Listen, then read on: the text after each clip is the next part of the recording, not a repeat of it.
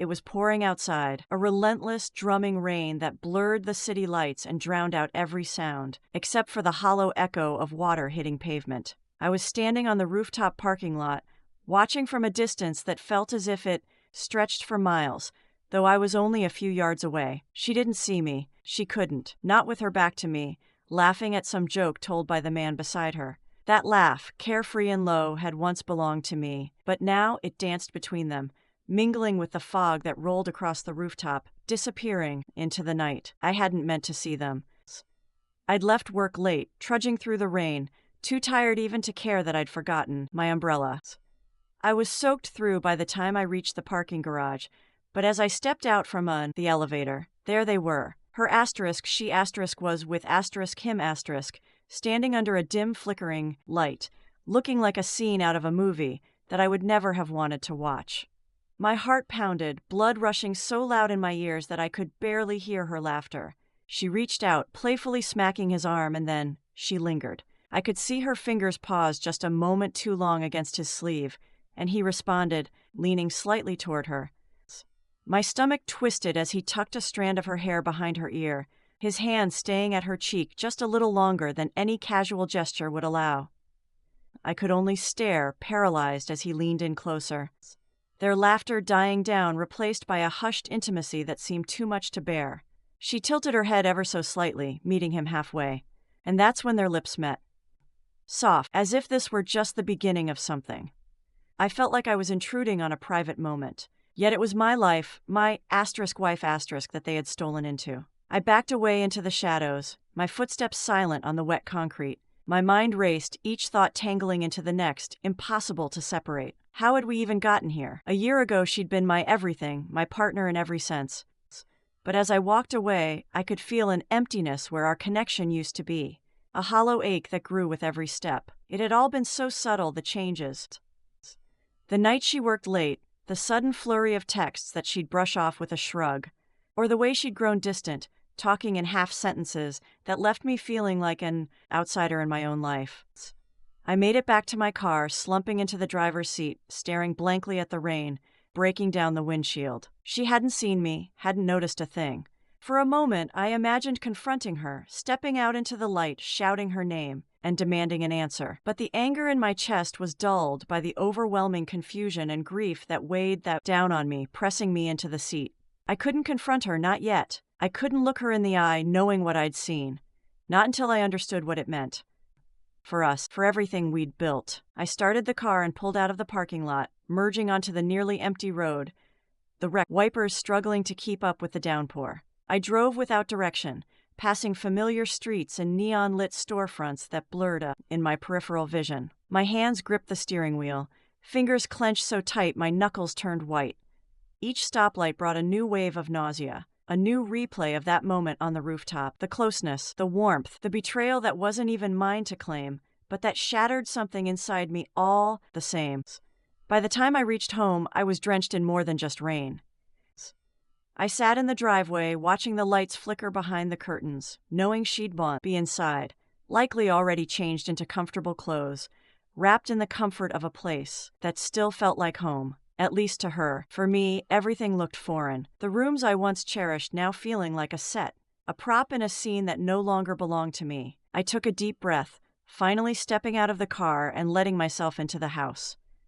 She was in the kitchen, rinsing a glass at the sink. She looked up and smiled, an automatic reaction, nothing more. But I could still see the warmth in her eyes, the familiarity, the love that, for a second, felt as real as it had always been. But then my mind returned to the rooftop and my own smile died on my lips. I mumbled something about having had a long day, blaming the weather for my soaked appearance. She nodded, drying her hands, not even glancing at the clock to see how late it had gotten. That night, as she slipped into bed beside me, pulling the covers up to her chin, I lay there, staring at the ceiling, counting the raindrops that splattered against the sun windows. Each one felt like a reminder, a ticking clock, counting down to some inevitable end. I could feel her warmth next to me, her breathing slow and even, her arm brushing against mine, as she shifted in her sleep. I wanted to turn toward her, to reach out and pull her close, to pretend nothing had changed. But all I could see was her face under that dim rooftop light, leaning in toward someone, else her laughter a faint echo in the back of my mind. I lay there for hours, sleep eluding me. Every thought a jumbled mess of questions I didn't dare ask out loud. When the first light of dawn broke through the window, I felt the weight of the night pressing down on me, and I knew things couldn't stay the same. Something had shifted, and now, even if it took everything I had, I would find out what had gone wrong. A few days passed, but the memory of that rooftop scene haunted me, creeping into every quiet moment, stealing my focus at work and filling my thoughts at night. I knew I couldn't keep this up, couldn't keep burying the images, the sounds, the reality of what I'd seen. I tried to shake it off, convincing myself that maybe I'd misread things. After all, it was just a kiss. Maybe it didn't mean anything. Maybe I was overreacting. But the weight of that lie sat heavily in my chest, pressing down, refusing to let me breathe. I decided I needed to talk to her, find some clarity, but each time I tried, the words died on my lips. She was either busy, rushing out the door with her phone in hand, or lost in her own thoughts, a distant look in her eyes. I kept telling myself that tonight would be the night I'd say something, that I'd finally have the courage to ask the questions that gnawed at me. Yet when the night came, I lost my nerve. Then, on a chilly Thursday evening, I asked her if we could spend some time together. I suggested dinner at a small restaurant downtown, one of our favorites, but she hesitated, checking her phone before giving me a forced smile and agreeing. I wanted to believe she was just distracted, that work or life had her preoccupied. But as she disappeared into the bedroom to get ready, I couldn't shake the feeling that something was pulling her away from me. We walked into the restaurant in silence, and I could feel the distance between us like a solid wall. She sat across from me, scrolling through her phone, her face illuminated by the dim glow of the screen. I cleared my throat, trying to catch her attention, but she barely glanced up. I felt my frustration rising, a thick knot forming in my chest. I opened my mouth, ready to confront her, to demand some kind of explanation. But instead, I bit back my words, reminding myself that this wasn't the time. Not here, not now. After dinner, she claimed she was tired and asked if I'd mind if she met up with some friends instead of going straight home. My heart sank, but I forced a smile, telling her it was fine, even though every part of me wanted her to stay. She gave me a quick hug, barely meeting my eyes, and slipped away, disappearing into the cool night. Not sure what else to do, I wandered aimlessly through the city streets, the sounds of traffic and laughter filling the air around me. I told myself I should just go home, let her have her space. But my feet carried me in the opposite direction. Before I realized it, I found myself outside a small cafe near the park, the same cafe where I'd seen her and our friend that rainy night. The memories flooded back, and my heart clenched as I looked through the cafe's glass windows. And there she was, sitting at a small corner table. She hadn't seen me yet, but I couldn't look away. Her head was tilted slightly, her smile soft as she listened to him talk, her hand resting on the edge of the table, just close enough that their fingers almost touched. I shared a laugh, and for a moment she looked more alive, more herself than I'd seen in weeks. She leaned in, her face inches from his, her eyes shining in a way I hadn't seen in so long. Then before I could turn away, he reached across the table, his fingers brushing against her cheek in a gentle, almost reverent gesture. She didn't pull back, instead she closed her eyes briefly, leaning into his touch. I felt a surge of anger, raw and burning, but I couldn't move. I was rooted to the spot, forced to watch as he leaned closer, their faces mirror inches.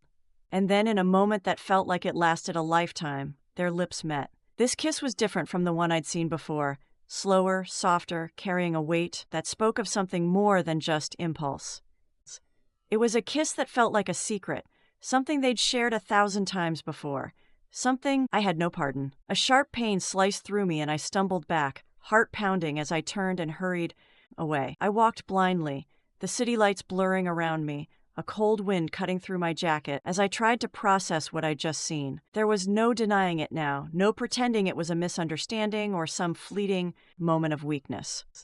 Whatever was happening between them was real, tangible, something that had crossed the line I thought we'd both sworn never to breach. When I finally made it home, the silence felt oppressive, the walls closing in around me. As I sat in the dark, my mind racing, I tried to tell myself that I'd confront her, that I'd demand answers, that I deserved to know the truth. But as the hours ticked by, my anger faded, replaced by a hollow, gnawing ache.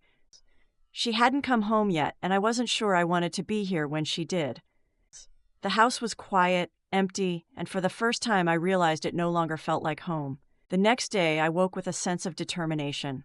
The previous night had drained me, left me hollow and raw, but I knew I couldn't ignore. She was avoiding me, slipping further away with each passing day, and if I didn't confront her now, I might never get the chance. I rehearsed what I wanted to say, pacing back and forth in the empty kitchen, the words falling apart the moment I tried to shape them into sentences. But when I heard her car pull into the driveway, my heart picked up, steadying me with a strange sense of purpose. She walked into the house, her expression unreadable, a faint exhaustion in her eyes.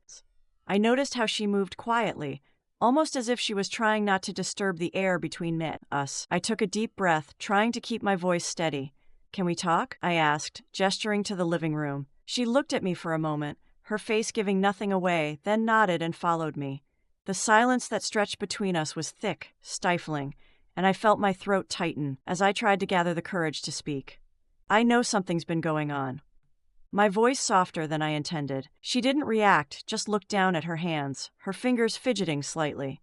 I felt a surge of frustration, a need for her to acknowledge it, to give me even a hint that she understood the weight of what I was saying. "I've seen you," I continued, my voice firmer now. "I saw you with him."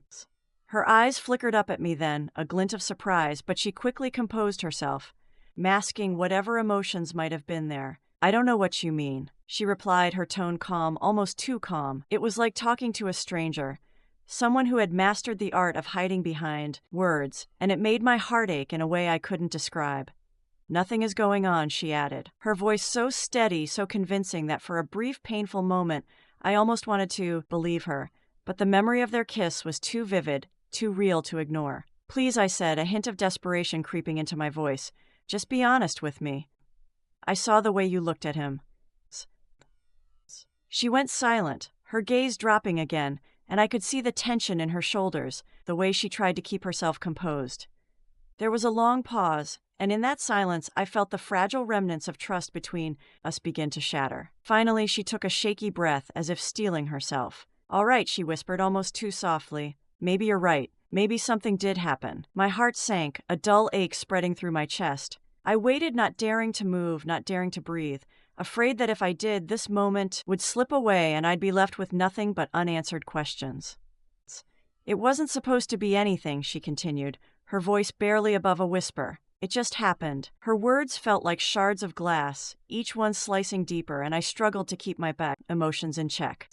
I wanted to ask her why, to demand an explanation, to understand what had led us to this point. But as I looked at her, saw the guilt and hesitation in her eyes, I realized that no explanation would make it hurt any less. "So what now?" I asked, my voice hollow, drained of everything but a quiet resignation. She looked at me then, her eyes filled with something I couldn't quite place. Maybe regret, maybe relief, maybe a mix of both. "I don't know," she admitted, her voice trembling slightly. "I didn't think it would go this far. I didn't want to hurt you." Those words, simple and unassuming, hit me with the force of a tidal wave. I wanted to scream, to tell her that she had already hurt me, that every moment of the past few weeks had been a slow, agonizing spiral into a truth I wasn't ready to face. But instead I just nodded, the weight of her admission settling heavily on my shoulders. She had crossed a line, one that couldn't be undone, and now we were standing on opposite sides of an unbridgeable chasm. The silence returned, stretching between us, filled with all the words we couldn't say, all the emotions we couldn't express. I felt like I was drowning in it, suffocating under the weight of everything we'd left. Finally, she broke the silence, her voice barely audible. Maybe we should take some time apart," she suggested, her words hesitant, uncertain, as if she wasn't sure she wanted to say them out loud. I looked at her, feeling a surge of disbelief. This was it, her solution, her answer to everything we'd built, everything we'd shared. Part of me wanted to argue, to fight for us, to hold on to whatever fragile connection remained.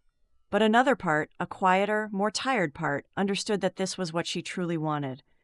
She needed space, distance, a way to escape the consequences of her actions. "All right," I replied, my voice hollow, emotionless, "if that's what you need." The words felt foreign, like they didn't belong to me, and yet they were the only thing I could say. She looked at me, a mixture of sadness and relief in her eyes, and for a moment I thought, She might reach out, might try to bridge the gap between us. But she didn't. Instead, she gave a small nod, standing up slowly, as if the weight of her decision was finally settling in. As she walked away, I felt a strange sense of emptiness, a hollow ache that stretched across my chest, leaving me numb. I sat there staring at the empty space she'd left behind, feeling the quiet finality of her departure. There was no more pretense, no more excuses. She had made her choice, and I was left to pick up the pieces of what remained. I stayed there for a long time, watching the shadows lengthen as the sun dipped below the horizon, casting the room in a muted, somber light. The world outside continued unchanged, unaware of the quiet devastation unfolding within these walls. And as the night settled in, I realized that this was it. The end of something I had once believed unbreakable. The days that followed felt surreal, as if I were moving through a life that no longer fit me. The house was quiet, oppressively so, each room filled with memories that seemed to mock me. Every corner, every piece of furniture held fragments of a life I wasn't sure I recognized. I hadn't seen her since that evening. She had gone to stay with her sister. A temporary arrangement, she had called it. Temporary, yet somehow it already felt permanent. I went about my daily routine with a numbness that dulled everything. Work became a place to escape, a realm where I could immerse myself in tasks and numbers, a welcome distraction from the turmoil inside me. But as soon as I left the office, the ache returned, filling the car with silence, following me down the empty streets as I drove aimlessly, reluctant to go back to a house that felt foreign. I hadn't spoken to anyone about what happened. I wasn't sure I could put it into words without feeling like something in me might unravel completely. One evening, while I was mindlessly scrolling through my phone, I noticed she had posted a picture on social media. It was simple. A coffee cup on a table, an open book beside it, sunlight streaming in through the window. The caption read, "Finding Peace." I felt a pang as I stared at it, wondering if she had already found the peace I was so desperately searching for. Did she miss me at all? Did she feel even a fraction of the emptiness that had settled into my bones? I closed my eyes, trying to push away the thoughts, but they kept coming. They were relentless. Memories of her laughter, the way she'd once looked at me with such warmth. The little moments we'd shared that felt so insignificant then, but now seemed monumental. Each memory was like a shard, sharp and unforgiving, piercing through the numbness. I couldn't understand how something that had felt so solid could crumble so quickly, leaving me grappling with a sense of loss that words couldn't contain. The next morning I woke up to a text from her.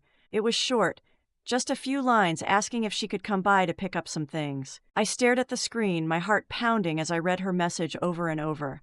It was such a simple request, but it felt loaded, as if hidden beneath those words was an entire conversation we hadn't had. I replied with a curt, "Sure," then tossed my phone aside, feeling a strange mix of dread and anticipation. That evening, I found myself pacing the living room, glancing at the clock, waiting for her to arrive. When I heard her car pull up, I took a deep breath, steeling myself for whatever was to come. She walked in quietly, her expression unreadable, her steps cautious as if she were walking on thin ice. I watched her as she moved around the room, picking up a few belongings, slipping them into a bag without a word. Is this it?" I finally asked, my voice barely above a whisper. She paused, her back to me, her shoulders tense. For a moment I thought she wouldn't answer, that she would leave without saying anything. But then she turned, her eyes meeting mine, a mixture of sadness and something else. Something I couldn't quite name. "I don't know," she said, her voice soft, almost fragile. "I don't have the answers. I just know that I need space. I need time to figure things." Her words hung in the air, heavy with an uncertainty that only deepened the ache in my chest. I nodded, swallowing the lump in my throat. "Time," I repeated, as if the word itself might somehow offer clarity. "How much time?" She looked away, avoiding my gaze. "I don't know," she replied, her voice wavering. Maybe a few weeks, maybe longer." Her words hit me like a cold splash of water, each one adding weight to the already unbearable heaviness pressing down on me. She didn't know. She couldn't even give me that small comfort. I took a shaky breath, forcing myself to stay composed. So what am I supposed to do? Just wait? Pretend this isn't happening? She looked back at me then, her expression pained. "I don't expect you to wait," she said quietly.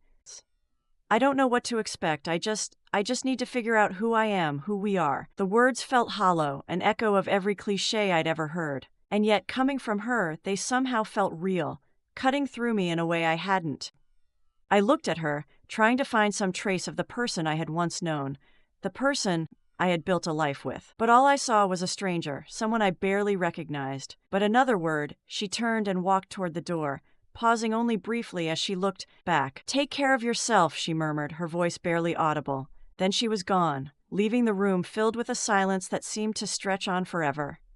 I sank onto the couch, the weight of her departure settling heavily around me. Every sound, every creak of the house felt amplified, each one a painful reminder of her absence. I couldn't believe that this was it, that after everything we'd been through, we were reduced to a few hollow words and an empty house. The finality of it was crushing, and yet in that silence I felt a strange, bitter clarity. The following days passed in a blur, each one bleeding into the next, a monotonous routine of work, sleep, and an emptiness I couldn't escape. I kept hoping for a text, a call, some sign that she might come back, that this was all just temporary. But as the days turned into weeks, that hope began to fade, leaving behind a hollow ache that I couldn't shake. I began to wonder if I had ever really known her, if the life we had built was just an illusion, a fragile construct that had shattered the moment it was tested. I thought about reaching out, about trying to bridge the gap between us. But every time I picked up the phone, I felt a wave of hesitation. What could I possibly say that hadn't already been said? What could I offer that might change her mind? And so I did nothing. I let the silence stretch on, let the days pass, each one taking me further from the life I had once known. I threw myself into work, into a routine that offered some semblance of stability, a way to keep the pieces of myself from falling apart. But no matter how busy I kept myself, the ache remained, a constant reminder of the life. The weeks turned into months, and with each passing day, the hope I had once clung to faded, replaced by a quiet acceptance. She had made her choice, and now I was left to pick up the pieces, to rebuild a life that no longer felt like my own. I didn't know what the future held, didn't know if I would ever find the peace that had. But as I looked out at the world beyond my empty home, I knew one thing with a painful certainty: there was no going back. The house felt emptier with each passing day, a hollow shell of the life we'd once shared. Days had bled into weeks, weeks into months, and I was still here, still trying to adjust to the quiet, the absence, and the ache that filled every empty room. I had tried to move on, to pick up the pieces and carry on as though her absence was just a temporary pause. But no matter what I did, the weight of her leaving lingered like an unwelcome shadow. It was a strange kind of grief, one that settled into the bones, coloring even the simplest things with a dull sense of loss. One evening, as I sat alone, I heard a soft chime from my phone, breaking the silence that had settled around me. It was a message from an old friend of ours, someone I hadn't spoken to in a while. The text was brief, almost casual. "Hey, it's been a while. Let's catch up sometime." There was nothing unusual about it on the surface, but something in me hesitated. This was someone who had known both of us, who had been there from the beginning, through the highs and lows of our relationship. And now, with everything that had happened, I wasn't sure if I was ready to face the reminders that he might bring. But loneliness has a way of softening even the sharpest hesitations, so I replied, agreeing to meet up. We arranged to meet at a small bar downtown, a place we'd all frequented years ago, back when everything was still simple. As I walked through the doors, I was flooded with memories. Laughter, shared stories, the warmth of friendships that had once felt unbreakable. But tonight, everything felt different, a reminder of a past that felt further away than ever. He was already there, sitting at a corner table, a faint smile breaking across his face as he waved me over. As we settled into a conversation, the awkwardness slowly faded, replaced by the easy camaraderie that comes with familiarity. We talked about work, the mundane details of daily life, avoiding any mention of the one topic that hung heavily in the air. I could tell he was trying to gauge my mood, to find a way to bring it up without breaking the fragile peace we had found. Finally, he cleared his throat, looking down at his drink before speaking. "So, how have you been holding up?" The question was simple, but it carried a weight that went beyond the words. I hesitated, unsure of how much to reveal, of whether I was even ready to talk about, but something in his gaze urged me to open up, to let go of the guard I had been holding so tightly. "It's been strange," I admitted, my voice barely above a whisper.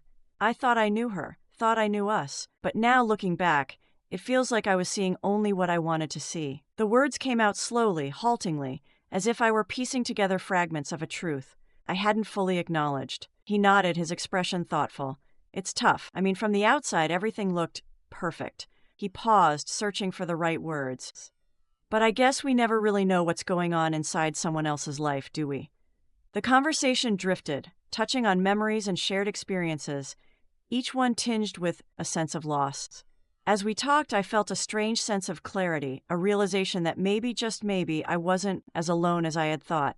He had known her too, had seen the changes, the shifts in our lives, even if he hadn't fully understood them. But then, as the evening wore on, he dropped a bombshell that left me reeling. He mentioned, almost in passing, that he had seen her around and not alone. She had been with him, the same man I had seen her with that night on the rooftop. They'd been spotted together, frequenting the same places, as if their lives had seamlessly intertwined while mine had fallen apart.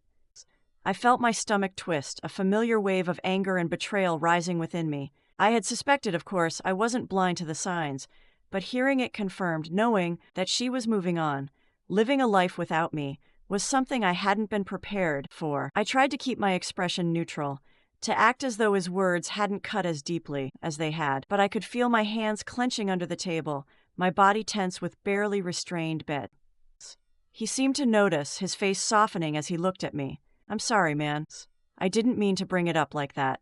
I just thought, you should know. His words were sincere. His regret evident, but they did little to ease the ache in my chest. I nodded, swallowing hard, forcing a smile. No, it's fine. Really, I guess I needed to hear it. The words felt hollow, but I forced myself to say them, to keep up the pretense of calm, even as my mind spun with thoughts I couldn't control. The rest of the evening passed in a blur, the conversation drifting to lighter topics as we both tried to ignore the weight of what had just been said. But as I walked home that night, the streets empty and silent, I felt the full force of the reality I had been avoiding. She was gone, truly gone, and there was nothing I could do to change it. Back at home, I sat in the dark, letting the silence settle around me, trying to process everything. I thought about reaching out to her, about asking her for answers, for some kind of closure. But deep down, I knew it wouldn't make a difference. She had made her choice, and all I could do now was try to find a way to move on. The next morning, I woke up with a strange sense of resolve. It wasn't peace, not by any means, but it was a quiet determination, a need to take control of my life again.